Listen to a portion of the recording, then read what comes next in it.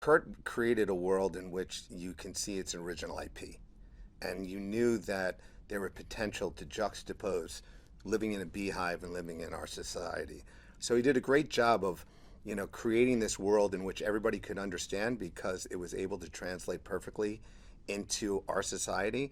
Plus, the way he built the character, you understood the arc that Jason had to take to heal himself at the same time as finding solace for what happened to his neighbor. And it was just I don't know. He's just got that little genius, that it factor Kurt does, where you read the script and you're like, all right, I've never heard that idea before.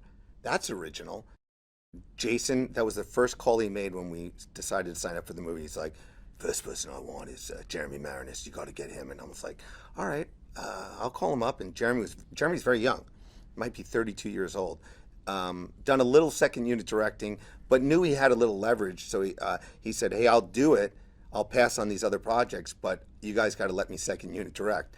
And for David, that's kind of like, well, let me see your reel. And he's like, I don't have much of a reel, but call around and ask about me. So it's kind of a leap of faith on our part to take him as a second unit director. But he's fight coordinated for all of the John Wick films. So I knew he was extremely talented.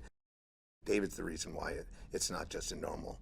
The director himself, who knows more about angles and lighting and stunts, that you can see the difference in David's films and the other films that aren't as well put together for action. I think the attention to detail that was put together for the fight scenes. I think that the enormity of some of the sets.